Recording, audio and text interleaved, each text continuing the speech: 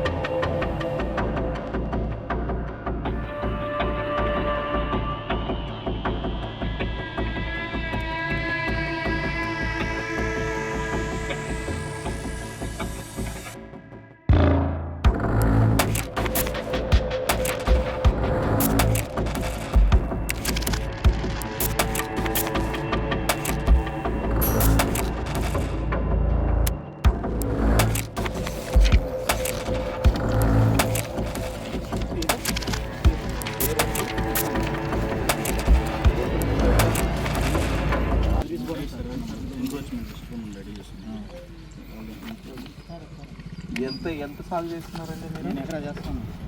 డక్కిలి రత్నారెడ్డి ఎవరు? వచ్చినాను సార్. డక్కిలి సునీల్ రెడ్డి,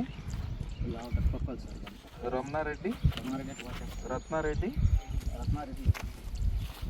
జనార్దన్ రెడ్డి, వెంకటేశ్వర్లు, డక్కిలి మురళి, డక్కిలి జనార్దన్ రెడ్డి, పర్చూరు కోటయ్య, ఇదా? ఓకే. మధ్యరెడ్డి దామర్రెడ్డి.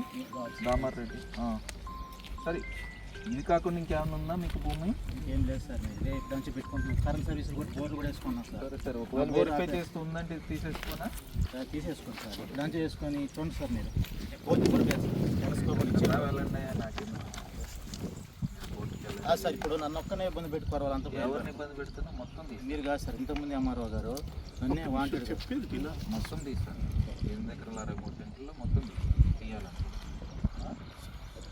నాకు కానీ అవసరం లేదంటే కాకుండా ఇదేమన్నా పంచాయతీ రిజర్వేషన్ గత 10 సంవత్సరాల్లోనే ఎంక్రోచ్మెంట్ చేసుకున్నట్టయితే విల్ టేక్. పంచాయతీ రిజర్వేషన్ ఎందుకు ఇస్తారా? గ్రామం రైజింగ్ గ్రౌండ్కి అంటే సార్ అప్లై చేసేదానికి 2018 తర్వాత 19 నుంచి జాబ్స్ అయ్యాను. అప్పుడు దాకా ఇక్కడే దహన కార్యక్రమాలన్నీ జరిగాయి. ఈ ఊర్లో బోర్ పాయింట్ కూడా బోర్ పాయింట్ మామూలుగా వాడుకుంటున్నాం సార్. శ్మశానం అనేది ఆడ ఏటు వాగు సార్. పంచాయతీ రిజర్వేషన్ ఇచ్చారు సార్. ఎందుకు ఇస్తారు? నీ దగ్గర ఉంది కరెంట్ సర్వీస్ కూడా నేను ఎప్పుడు తీసుకొని చూడండి సార్. కరెంట్ సర్వీస్ కూడా తీసుకొని చూడండి సార్. ఎన్ని అయిందా? ఎప్పుడు తీసుకున్నారు ఇది? అర్థం సార్. ఎప్పుడు తీసుకున్నారు? 2012లో తీసుకున్నాను సార్. 2013 తర్వాత సార్ ఇది సర్వే సార్ సర్వే చేయించారు మాకు. ఇవన్నీ ఉన్నాయి సార్. తర్వాత ఇదేంటిది? ఇది మేకతూరంలో అందరినీ అందరిని వ్యాక్యుయేట్ చేయమని చెప్పి స్టేటస్ కూడా ఇచ్చారు సార్. 3 times నోటీస్ సర్వ్ చేశారు. ఏదో స్టేటస్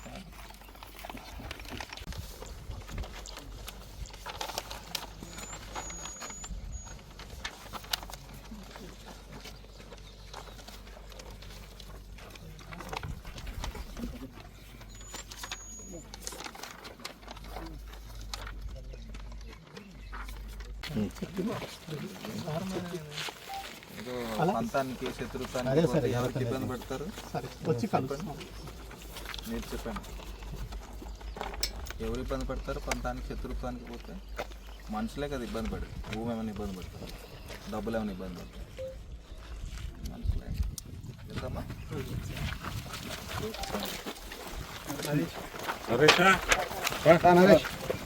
అందరికీ నమస్కారం. నేడు అనగా 5వ తారీఖు ఆగస్టు నెల 2026 రోజున ఇక్కడ డక్కిలి మండలం ఇచ్చేయడం జరిగింది.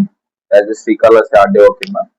ఈ డక్కిలి మండలంలో ముఖ్యంగా ఒక 3 ఇష్యూస్ కోసం అని రావడం జరిగింది. ఒకటి వచ్చేసి హై స్కూల్ కోసం, రెండోది వచ్చేసి డక్కిలి వాసుల యొక్క శ్మశాన వాటిక కోసం, మూడోది వచ్చేసి పల్లుగోడు మరియు కొల్లి తోటలో 60 ఎకరాల పట్టాల కోసం అని ఫీల్డ్ విజిట్ చేయడం కోసం రావడం జరిగింది.